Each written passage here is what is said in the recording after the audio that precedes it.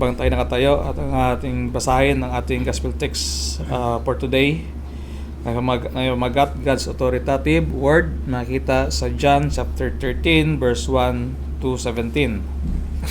Sabi dito, "Now before the feast of the Passover, Jesus, knowing that his hour had come, that he would depart out of this world to the Father, having loved his own who were in the world, he loved them to the end.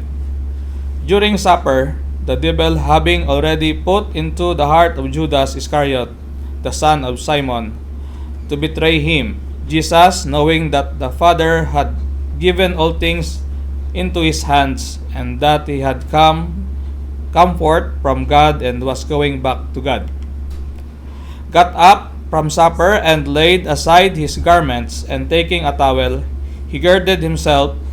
Then he poured water into the basin and began to wash the disciples' feet and to wipe them with the towel with which he was girded. So he came to Simon Peter. He said to him, 'Lord, do you wash my feet?' Jesus answered and said unto him, 'What I do you do not realize now, but you will understand hereafter.' Peter said unto him, 'Never shall you wash my feet.' Jesus answered him, If I do not wash you, you have no part with me." Verse 9, Simon Peter said to him, "Lord, then wash not only my feet, but also my hands and my head." Jesus said unto him, "He who has bathed needs only to wash his feet, but is completely clean. And you are clean, but not all of you." For he knew that one who was betraying him. For this reason, he said, "Not all of you are clean." Verse 12, So when he had washed their feet and taken his garments and reclined at the table again, he said to them, "Do you know what I have done to you? You call me teacher and Lord, and you are right, for so I am. If then the Lord and the teacher washed your feet, so you also ought to wash one another's feet." Verse 15, For I gave you an example that you also should do as I did to you. Truly, truly, I say to you, a slave is not greater than his master, nor is one who is sent greater than the one who sent him." Verse 17, "If you know these things, you are blessed if you do them." Purihin ang Panginoon. Inaanin niyan ating buting pastor sa kanyang mensahe for today na may pamagat, The Humility of Christ Serving as an Example. Makakaupo na po tayo.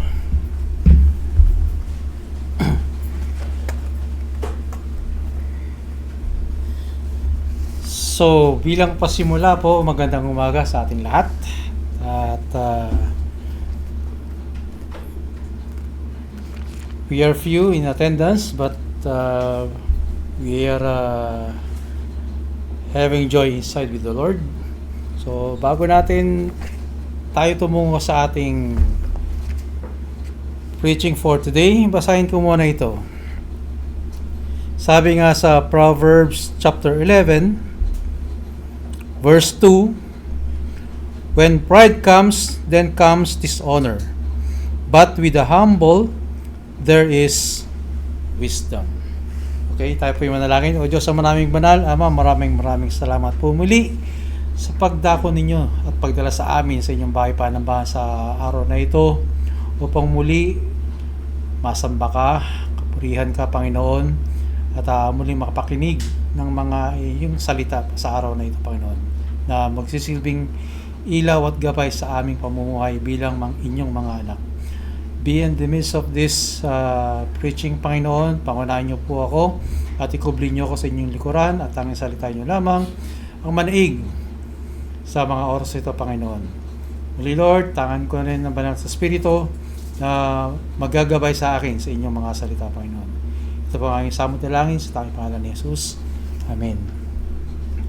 So, sa sinabi nga natin verse is pride. So, ma-pride pa rin ang mga tao. Hindi lang centralized hindi lang pinpointed sa mga Kristiyano or sa mga believers, but as well as sa mga non-believers. Alam naman natin yan. Especially kapag nasa trabaho tayo. So, every time, let me share this experience first. Every time na magdadala ko ng mensahe ng Panginoon, may mga bagay na nangyayari sa akin. So, for example, itong mensahe natin for today. So, God is showing me or teaching me about what is the context of this word or passage for today. So, pinaparamdam niya sa akin kung ano ko. So, it so happened that yesterday na nandun and prior to that may isang instance din na pinakita rin sa akin ng Panginoon that pride is in me. So, nandun pa rin. Despite the fact na napag-aaralan natin ang kanyang salita, pero mas nananaig pa din ang ating mga sinasabi natin prinsipyo o standard natin sa buhay. Especially pag sinabi natin sa trabaho, incline sa trabaho, doon tayo nasusubukan madalas. Bakit? Kasi we set goal to our career, working careers, di ba?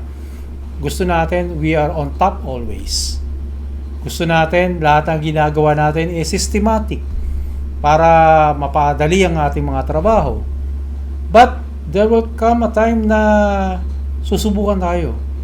Susubukan yung pride natin na bakit at that point is nasa comfort zone.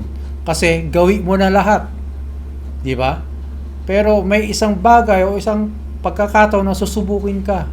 Kagaya sa akin, alam niyo naman yung estado ko before sa kumpanya, nasa hotel ako. Then, may bago kaming employer. Ano nangyari sa amin, mga lumang empleyado? Sinet aside kami. Baga, yung mga knowledge and skills namin pertaining sa properties hotel is hindi nila kinonsider. So, kami, yung mga old-timer, we thought na yung skills namin and ang knowledge namin about the hotel is magiging alas namin. But hindi pala. So, ang nangyari is, nilagay kami sa isang tabi. Ako napunta sa staff housing, praise God, at least may okay ako dun. Na-establish ko ng maayos. So, yun ang pagkakataon na sinusubok tayo ng Diyos. So, kala natin na, untouchable ako. Di ba? Pride Nandun yung knowledge and skills ko about the hotel. So, yesterday, kasi nga, mini-maintain namin ako in charge sa accommodation, sa housing, mini-maintain namin yung cleanliness and orderliness ng housing. So, napadala ako ng message sa group chat namin.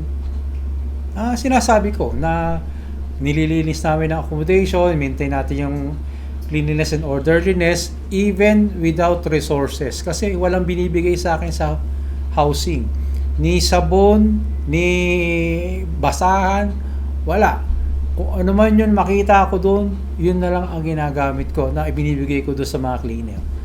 So, to the point na ako na mismo bumibili ng even face mask, hand gloves from my pocket na. Kasi nakikita ko yung mga tao, mga cleaner doon is bilad sila sa araw So, ako na lang mismo from me. Despite the fact na ang sahod namin is wala. Pero sabi nga natin is gumagawa ng kaparaanan o binibigyan tayo ng Diyos. God supplies. Diba? So, yun nga, sinubok ako. So, napadala kong message then, alam naman natin, Ramadan. So, everyone is in fasting. So, pati ako nadadamay. So, ang nagiging tanghalian na namin, alas 4 o alas 5 pag uwi ko na. Kahit walking distance lang yung kwarto ko sa opisina. So, pag uwi, naka-receive ako ng mensahe sa grupo namin, yung isang isang Pakistani sa housekeeping na I label it as galing-galingan kasi feeling niya superhero siya. So nagpadala siya ng mensahe, ang nakalagay dun is, "This is an official note from Mizab." Yun yung company ko, yung employer ko, Mizab. "This is an official note from Mizab that this same what I've stated doon sa group chat." Eh, siguro sa kagutuman ko, siguro mataas na rin yung sugar ko, nag-flare up ako. Sabi kong ganyan is, bakit? Hindi ba official yung sinabi ko? Wala bang value yung sinabi ko? Hindi na nag-reply, tumahimik na. Alam mo yung point, that time is kumukulo rin yung dugo ko. Baga to the point na sari-sari na yung naiisip ko, ganyan. Sabi ko kay sis wifey na magre-resign na ako, hindi na ako masaya dito sa kumpanya. At kasi nga, because of yung pride ko. Pero, kung isipin natin, God gave us wisdom para ma-discern natin yung mga pangyayari. So, I contemplated, I pray, para nga kasi ako rin mahirapan at the end. So, I prayed that time na God show me light para ma-absorb ko yung pangyayari nito. Na alam ko may tinuturo ka, which is we are directing to this passage for today. Humbleness, humility. Na hindi natin masasabi na pasado tayo when it comes to this statement of from this word, humility. So, last week tatapos na natin ang John chapter 12. So, kung tatapusin natin ang kabanata ng 12, so nandun na tayo sa eksena na triumphal entry na dinala sa ating Pastor Richard, na ang Panginoong Hesus ay nakasakay sa isang batang asno or donkey. So habang ang mga tao ay nag-glorify, tuwan-tuwa, sumisigaw ng Hosana! Purihan ang hari ng Israel. Okay? Palakpakan, hiyawan, sigawan, isang grand welcome para sa kanya. Isang conquering hero, kasi yun ang tingin nila sa Panginoong Hesus. Akala lang ng lahat, ito na, maghahari na siya. Papatasikin niya na, papalayasin niya na ang mga Romano at itatayo na niya ang kanyang kaharian. So yun pinanghahawakan ng mga tao that time. If you're going to go back sa video, nakikita natin, di ba? Tuwan-tuwa sila kasi nandiyan yung tagapagligtas nila. Mapapatasik nila kung sino humahawak sa kanila. Pero at the end, that chapter na dala sa atin ni Brother John Paul last week, so may konting twist sa huling talata ng chapter 12. Okay? Sabi ni Jesus, "Ako na liwanag ay kasama pa ninyo sa maikling panahon." So, nagulat ang lahat. Bakit sa maikling panahon? Lumakad kayo habang kayo ay may liwanag. So, teka, ikaw na ang pagkakaalam namin ang magliligtas sa amin, na sasabihin mo, sandali ka lang dito. Alam namin, itatatag mo ang kaharian. Alam namin na papatalsikin mo yung mga yan. Pero sasabihin mo ngayon sa amin, sandali ka lang. Di ba? So, kung titignan natin sa, parang yung mga tao na buhusan ng malamig na tubig. So, biglang mainit ka, biglang buhusan ng malamig na tubig, ano nangyari sa'yo? Parang mabablackout ka, di ba? Okay? So, biglang nagdilim ang kapaligiran. Para bang may babalang bumalot sa hangin. At pagpasok natin ngayon sa chapter 13, ganito ang simula. Bago ang kapistahan ng Paskwa or Passover. So, alam naman natin na we are now pumapasok na tayo sa Holy Week. Di ba? So, alam ni Jesus na dumating ang kanyang oras. Dumating na. Okay? Ang sigaw ng Hosana ay napalitan ng tahimik na hapunan. Ang korona ng tagumpay ay napalitan ng tuwalya ng paglilingkod. Dahil sa wakas na naiintindihan na ni Jesus. Okay?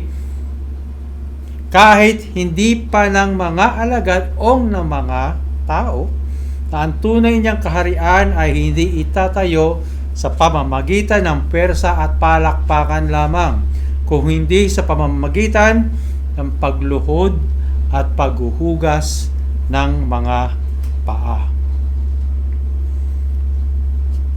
Alam naman natin or nakikita natin sa mga videos yung mga merong death sentences, di ba? Yung mga bibitayin na lethal injection, usually, di ba? Yun. Alam nila that point na mamamatay na sila in a few minutes. So, for now, I think nilalagyan nila ng injection para mamanit yung buong katawan. Ika nga, wala na yung tamang pag-iisip. So, ika nga, wala na, dead thoughts na. Hindi niya na alam yung nangyayari sa paligid niya. Until to the time na physical body mawala na. So, pero sa Panginoong Hesus, iba yung pakiramdam niya. Na alam niya nga na ilang sandali na lang ay mangyayari ng napakabigat sa kanya. At ikaw lang ang nakakaalam. Siya lang ang may alam na kung ano ang mangyayari. Okay? Ganyan na ganyan si Jesus ng gabing iyon, nung Huwebes ng gabi. Ilang oras na lang, alam naman natin na siya ay dadakwi na. Kinabukasan, Biyernes ng tanghali. Okay?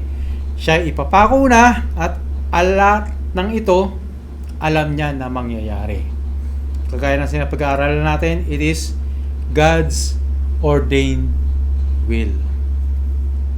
Alam niya darating ang kanyang oras, alam niya ang Ama na naghihintay sa kanya, alam niya ang kumpleto na ang kapangyarihang ibinigay sa kanya. Pero alam din niya ang isa pang bagay. Alam niya na mayroong magtatraidor sa kanya. Alam niya na mayroong magtatakwil sa kanya. Alam niya na iiwan siya ng kanyang mga alagad. Alam niya sa loob ng ilang oras, lahat sila, ang mga taong kasama niya kumakain sa pagkainan na sandaling iyon o yung sinasabi natin Lord's Supper, ay magkakanya-kanya at iiwan na siyang mag-isa. Dahil ano? Bakit? Dahil sa takot, sa pangamba na baka pati sila is hulihin. At alam mo ba ang kanyang ginawa? Tumuyo ang Panginoong Hesus, hindi siya nagalit, hindi siya nagbukmok, hindi siya nanermon tungkol sa katapatan ng kanyang mga alagad. So, kaya mga kapatid, sa pananampalataya, sa mga kapatid natin na masasabi natin na nakasama natin dito at minsan nawawala, hindi naman natin alam kung naliligaw ba sila ng landas. Okay? So, we are not in the position to judge them. Kagaya ng ginawa ng Panginoong Hesus.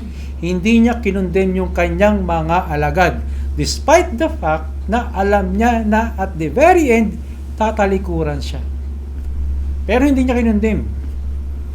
So kaya sa mga kapatid natin, nakakasama natin dito, let it be. God has a purpose kung bakit wala sila ngayon dito. Okay? So kaya i-include natin sila sa ating mga prayers. So kung titigan mo, that silence, that very moment na tumayo ang Panginoong Hesus, kasi nung tumayo na siya, hinubad niya ang kanyang damit, naiiwan lang yung undergarment at kumuha siya ng tuwalya at nagsaplot siya sa paba.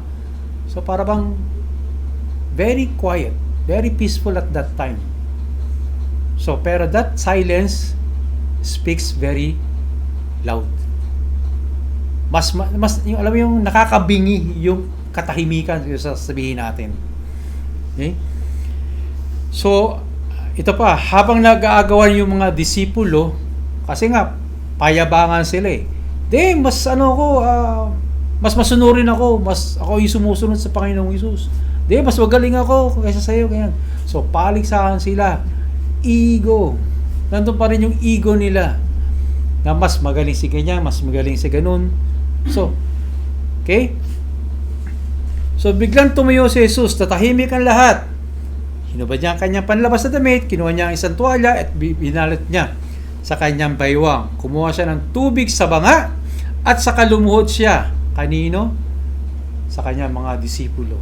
Isa dyan ay si Judas, ang taong may 3 pirasong pilak na nasa bulsa bilang kapalit o kabayaran sa buhay ng Panginoong Hesus.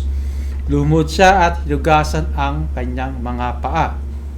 Kay Pedro, na alam niya na magmumura o itatakwil din siya, sasabihin, hindi ko kilala ang taong yan.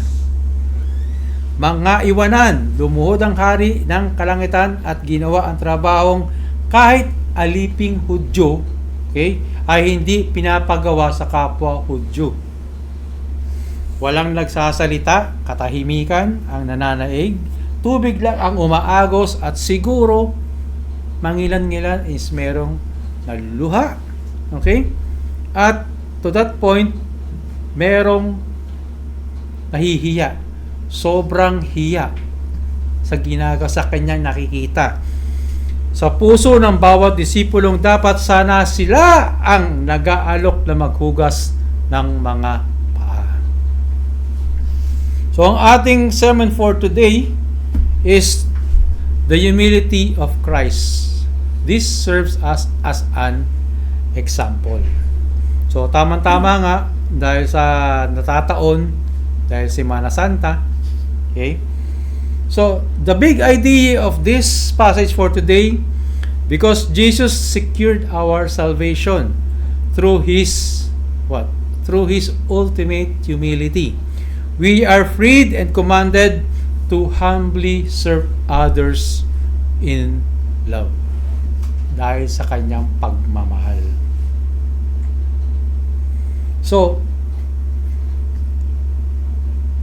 sa trabaho, have you ever been in a situation na, let's say, ang inyong general manager o ang inyong CEO, then suddenly makikita mo naglalampaso, doing all janitorial works para lang matapos agad yung trabaho dahil alam niya preoccupied ka. Anong pakiramdam ng ganun? Pag nakikita mo na yung mataas pa sa'yo, naglalampaso. Di ba, minsan, nangingilag tayo eh. Parang nakakaya. Di boss, ako na lang.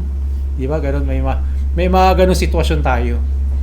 Di ba, boss, ako na lang gagawa niyan. Sir, ako na lang gagawa niyan.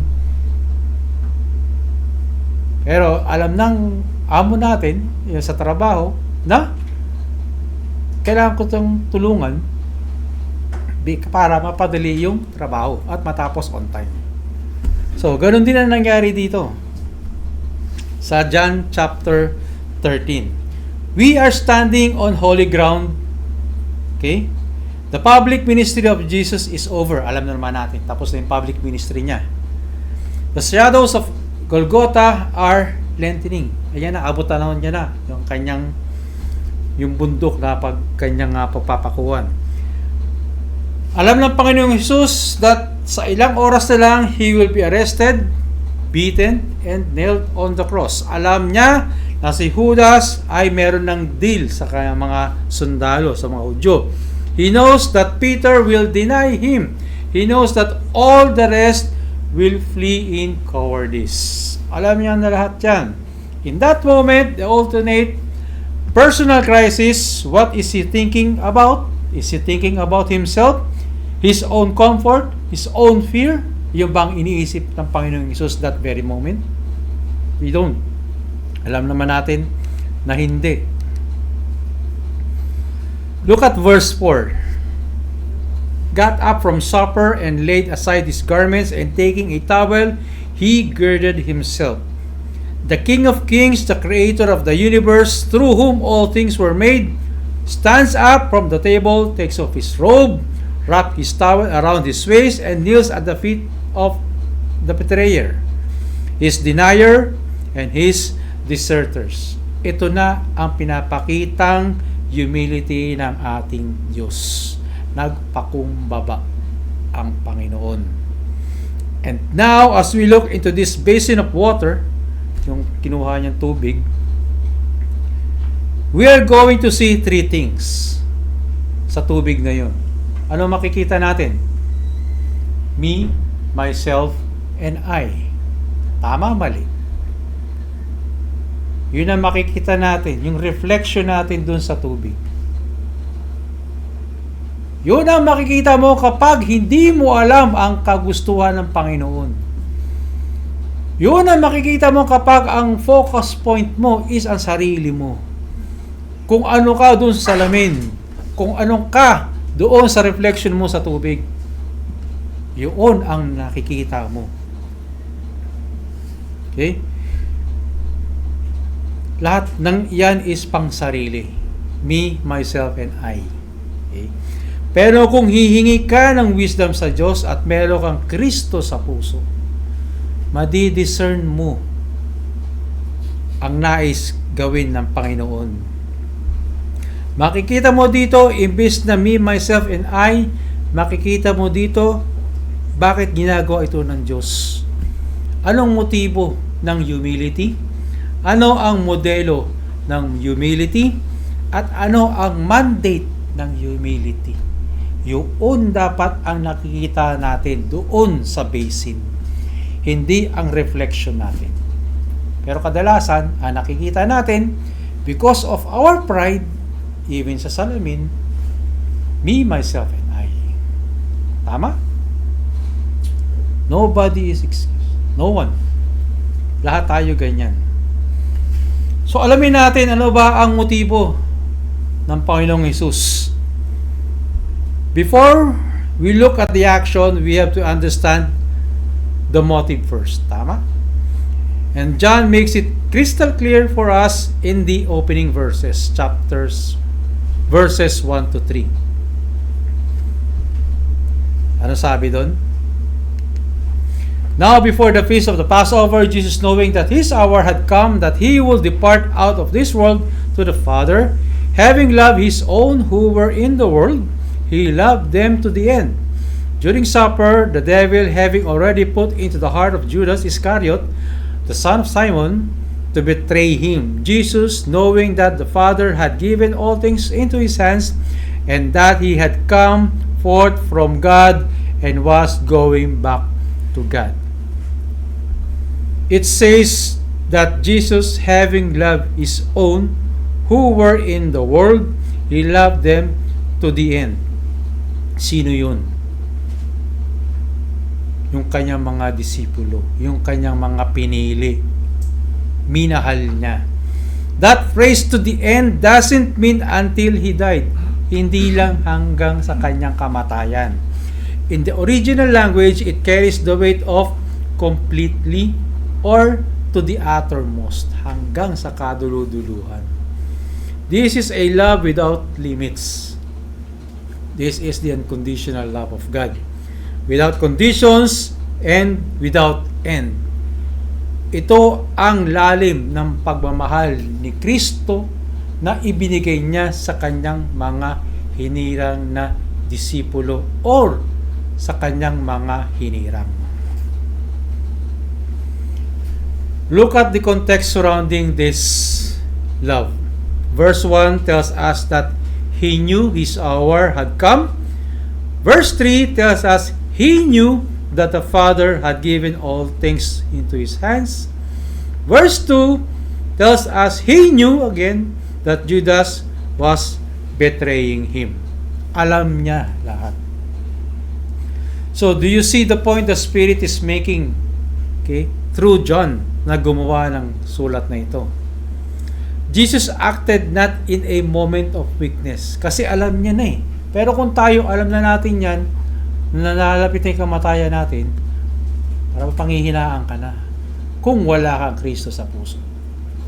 Kaya yung mga kapatid natin na alam naman natin, na may karamdaman, na alam naman natin na ang kanyang sasapitin, kaya panalangin natin is bigyan siya ng kalakasan na ma-discern niya ang kagustuhan ng Panginoon para sa kanya. Okay? Bigyan ng kalakasang physical at lalong-lalo na spiritual. So that the person will enable to know the purpose of God in his or her life. But from a position of ultimate strength and sovereign knowledge. Because he knew who he was. He is the Son of God. going back to the Father, he knew he was free to become the servant of all. Imagine, master, alam niya, servant din siya. He didn't wash their feet to become humble. Hindi para ipakita na humble siya, kaya niya hinuhugasan yun. Hindi lang para ipakita na, Diyos ako na kailangan ko maging humble sa inyo. No. He washed their feet because he was humble already. His identity was secure. His mission was clear. And his love is perfect. This is the only motive that can sustain true humility in our own lives. Ganun ba tayo? Okay? Our love was perfect? Tanungin natin mga sarili. Secured ba ang identity natin? Hindi. Pabago-bago tayo eh. May bibigay mo ba yung perfect love? Hindi. Because nagtatanim ako. We don't serve to earn God's favor. Okay? We serve because we are already loved with an uttermost love. That's why we serve God, because He first loved us. As one preacher put it, what enabled Jesus to perform this act of utter humility was a keen understanding of who He was, where He had come from, and where He was going. This is the key to humility in all persons. A healthy and balanced understanding of who they are. So, those are the key things na dapat natin i-practice. Okay? So, that is the motive. Yan, verses 1 to 3. Yan ang motibo ng humility ng ating Panginoon. So, since alam na natin motibo, anong kasunod niyan? So, yung motibo, ngayon, sino yung modelo ng humility? Verses 4 to 11.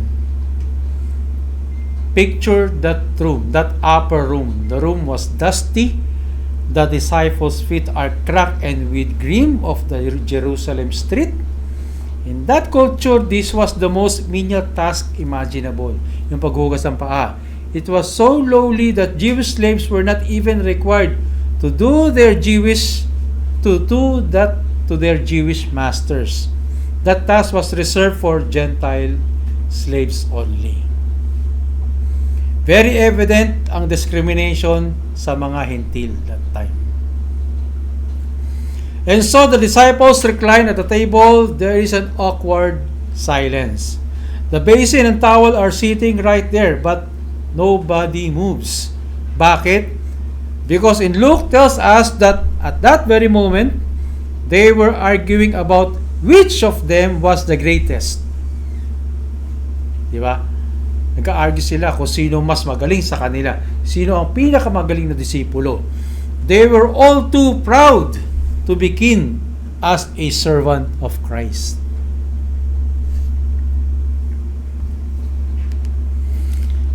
Tumayo ang Panginoong Jesus, got up from supper and laid aside his garments, and taking a towel, he girded himself. Then he poured water into the basin and began to wash the disciples' feet and to wipe them with towel with which he was girded.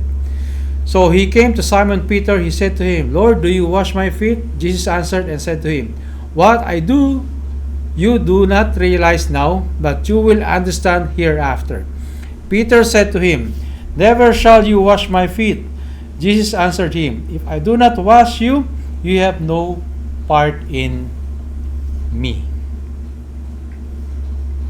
So, ito yung pagpapakababa ng isang hari. Okay? This is a living parable of the gospel itself. Paul puts words to this scene in Philippians chapter 2, verse 5 to 7. Sabi, have this attitude in yourself, which was also in Christ Jesus, who, as he already existed in the form of God, did not consider equality with God something to be grasped, but emptied himself by taking the form of a bond servant. So, yun ang nagpapatotoo. Iyan nagsusupport ng claim. Okay? So, at the table, Jesus acted out. He laid aside his garments. Ang garments signifies his glory. And took on the towel. This is the form of a servant. The foot washing was a preview of the cross already. The ultimate act of humiliation of our salvation. So, verses 6 to 11, this is the cleansing ng kanyang mga disipulo. Then he comes to Peter, and Peter bless his heart. That's what he always does. He speaks before he thinks. Kung ano lang masambit niya, sige lang. Hindi niya muna iniisip kung anong tama ba yung sasabihin niya or hindi. Lord, you shall never wash my feet. Pero hindi niya alam kung ano yung sinasabi niyang yun. Jesus' response is terrifying and comforting all at once. If I do not wash your feet, you have no part with me. So, anong ibig sabihin dito ng Panginoong Hesus? Hindi niya iniisip o hindi niya sinasabi yung dumi dito.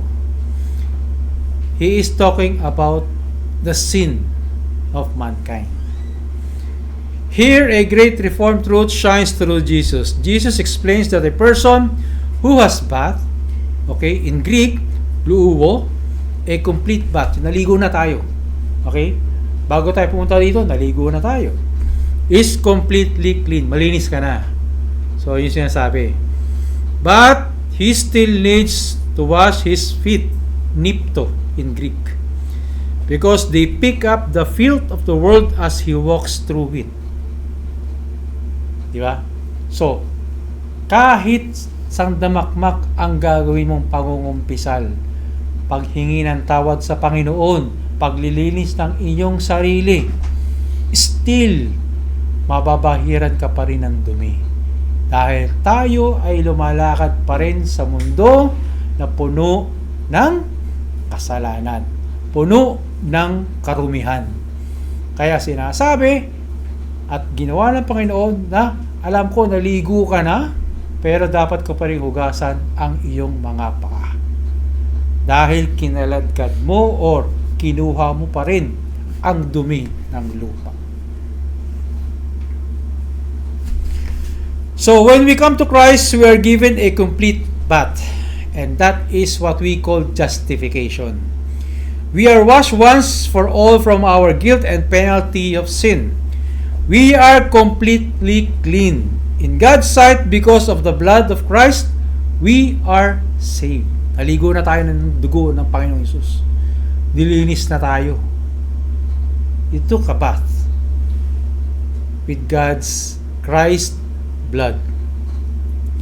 But as we walk through the dirty world, we pick up the dust of daily sin, a prideful thought, a careless world, a lustful glance that doesn't just make us unsafe, but it does break our fellowship with God. Diba? So, habang naglalakad tayo, nakukuha natin yung karumihan ng mundo, nandun, nawawala yung fellowship natin sa Panginoon. At darating din sa punto again, na aaten tayo ng kanyang Lord's Day, maglilinis ang ating mga sarili, okay? Hihingi na ulit ng kapatawaran para malinis. Then, paglabas natin, ayan na naman yung karumihan natin. It makes us dirty and uncomfortable in His presence. That's why we need the daily cleansing of confession. Ano yung daily cleansing of confession? Bago pa lang sa pagpikit mo sa gabi is huhumingi ka na ng kapatawaran sa mga nagawa mong kasalanan throughout the day. Di ba naliligo ka bago matulog? Bakit?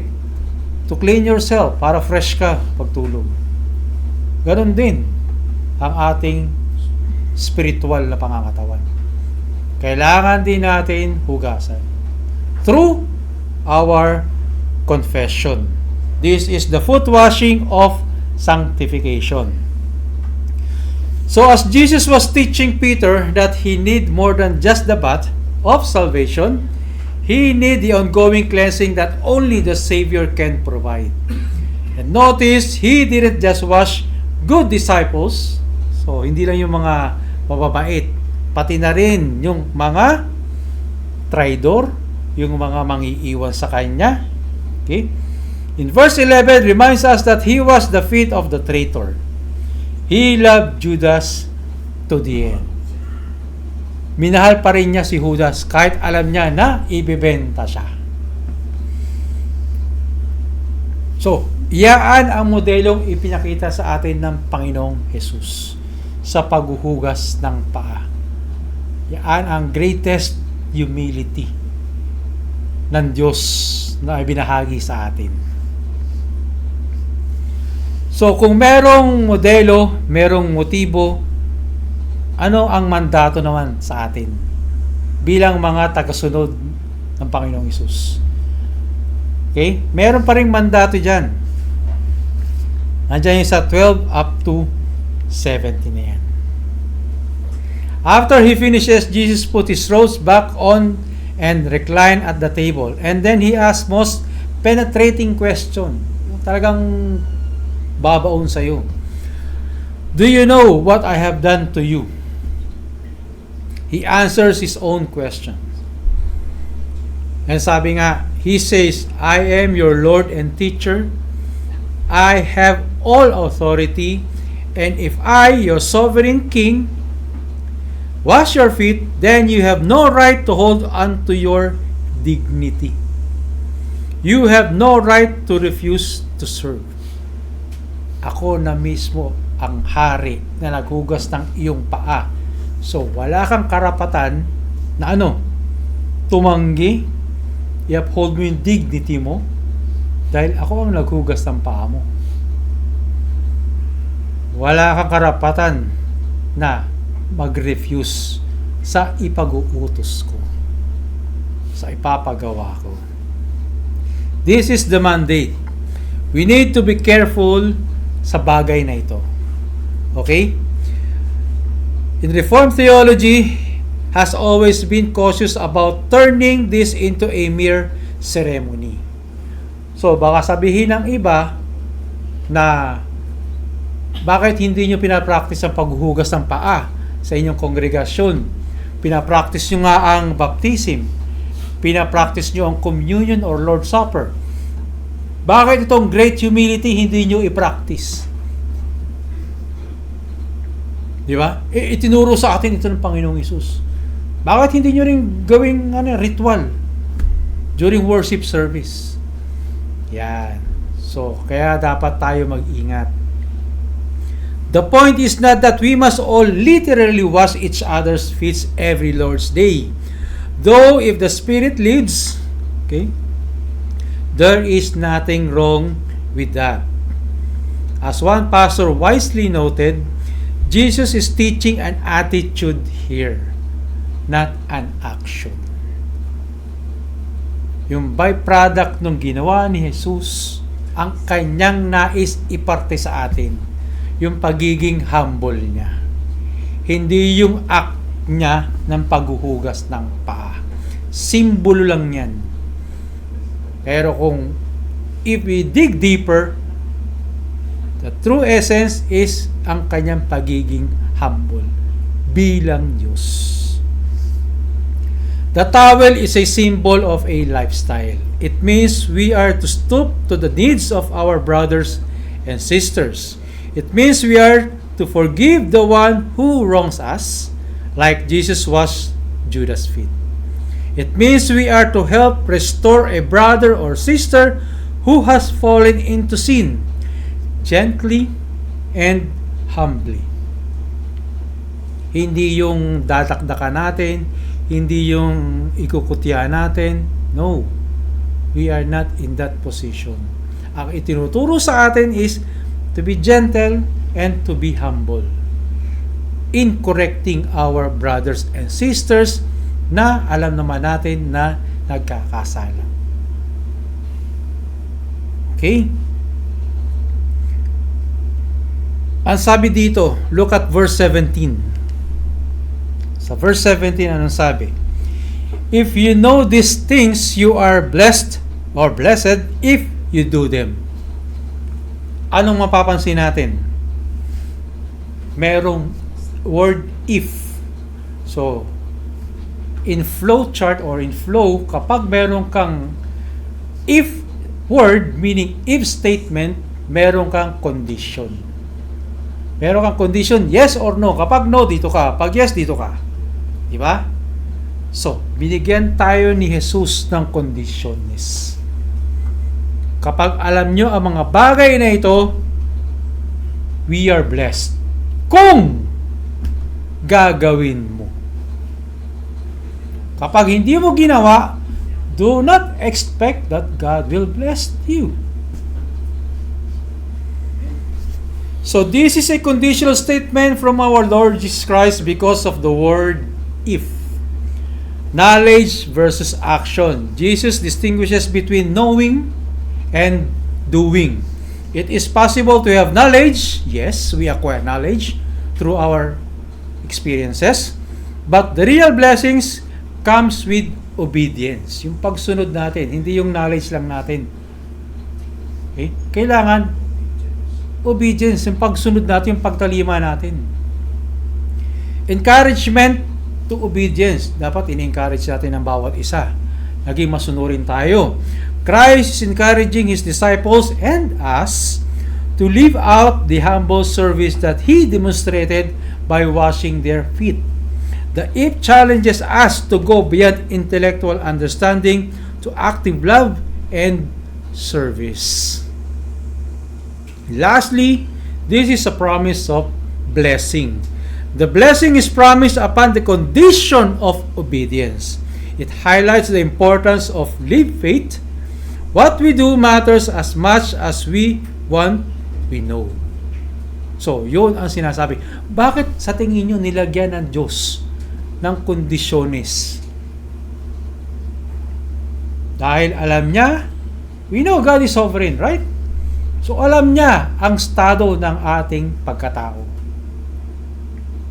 Alam niya that we will all fail pagdating sa execution or sa imitation or sa emulation ng pagiging humble. Lahat tayo babagsak. Because of what? Ano nangyari kanina? Sa beginning, testimony ko. Because of what? Pride. Pride kills us. Pride kills our humbleness. Kaya alam ng Diyos na babagsak tayo. Kaya sinabi niya na if. Alam niya, may kondisyones siya. So, this verses or this passage encapsulates the Reformed doctrines of grace. Yung sa pag-aaral natin. Sanctification, union with Christ, humility, and obedience. Bakit grace? Because we are fully aware of His divine authority. And coming betrayals, humble Himself to serve His disciples. This shows God's sovereign grace. He freely gives mercy and humility without earning it. He don't take credit of it. Kasi alam niya na, sa kanyang sarili na humble siya. The passage reflects unmerited grace. Jesus' service despite humanity's sinfulness. Nandun pa rin nagsiserve ang Diyos sa atin. Sabi nga sa Philippians chapter 2 verse 5 to 8, it echoes this humility in Christ's incarnation and obedience. Sanctification. Jesus commands His disciples to follow His examples. In Reformed theology, sanctification is the process by which believers grow in holiness and Christ-likeness by obeying God's word out of gratitude. The passage calls believers to active, humble love and service as the fruit of sanctification. Romans 12:1-2. This is presenting ourselves as a living sacrifices, right? Transformed by the renewing of the mind. Kailangan yung pag-iisip natin is mabago. And this is the union with Christ. Jesus' intimate act of washing feet symbolizes our closeness. Okay? The close personal relationship believers with Him, and it represents Christ's grace, a sign of their union with Him. Kaya nga sabi, di ba, if I do not wash you, you have no part with me. Ang Diyos mismo ang lumapit para nga magkaroon tayo ng union. Kung hindi siya ipinako, wala tayong unity sa Diyos. In Reformed theology, believers are united to Christ by faith, sharing in His life, death, and resurrection. Kapag wala ang mga elementong yun, hindi tayo united sa Diyos. Whoever is united to the Lord is one with Him in spirit. 1 Corinthians chapter 6, verse 17. And this is the doctrine of humility and servanthood. Okay? The passage embodies a core Reformed emphasis on humility before God and others. At tinuturo sa atin dito, mga believers, that true greatness in God's kingdom is marked by humble service, not sa pagiging dominante natin. The greatest among you shall be your servant.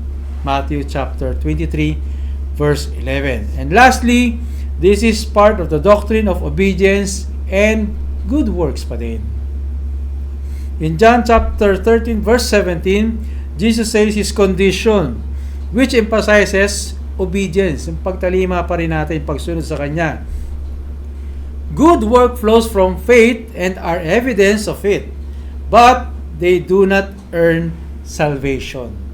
Ito yung mga kapatid natin na sinasabi na good works lang ang ginagawa. Tama. Yes. You emulate God. No questions about it. Tama yun sa paggawa mo ng mga good deeds. Pero dapat mo rin malaman na ang paggawa mo ng mabuti is hindi yon passes to earn salvation. Diba? And salvation is what? A gift from God. And how, let's say, how you are going to get gift from God? Ayun, yung sinasabi nating condition. Yung if na yan. Yung pagiging obedient natin. So do you think God will bless us if we are disobedient? Do you think God will gift us? Yes. Siya lang nakakaalam nun. Ang pagbibigay.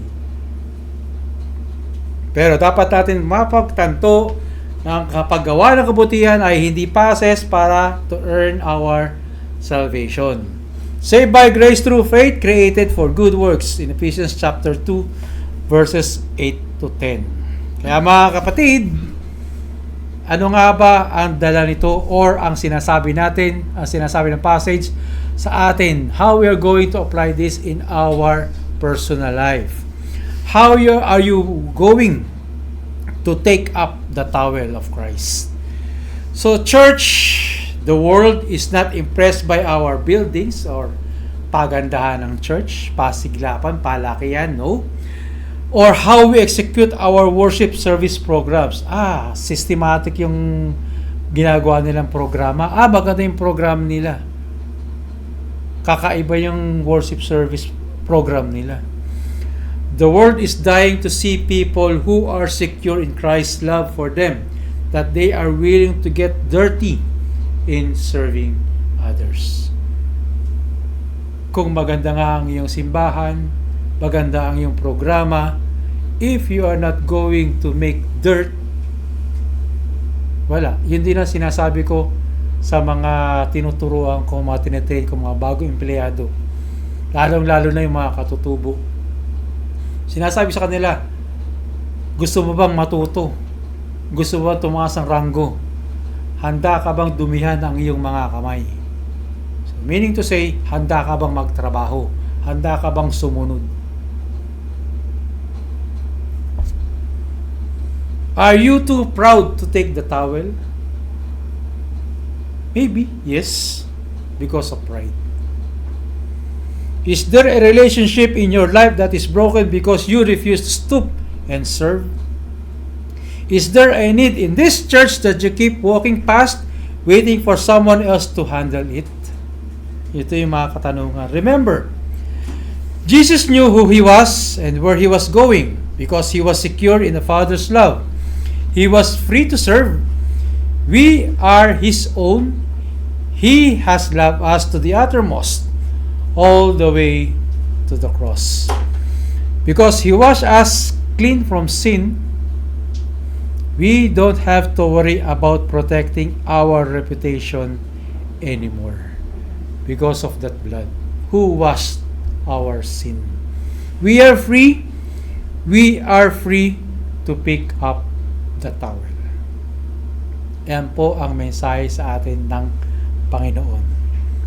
Humble ourselves and share the love of God even to our enemies. Let's bow our heads and pray. O Diyos, sama namin, banal na nasa langit, we are stunned by your grace. You left the throne to kneel on the floor, Panginoon. You took our filth upon yourself to make us clean. Forgive us for our pride, Panginoon, for our reluctance to serve, for our arguments about who is the greatest. By your Spirit, give us the strength and the humility to wash one another's feet. May we, like you, be known not by the titles we wear, but by the towel we carry. For your glory and our joy. Amen. Soli Deo Gloria.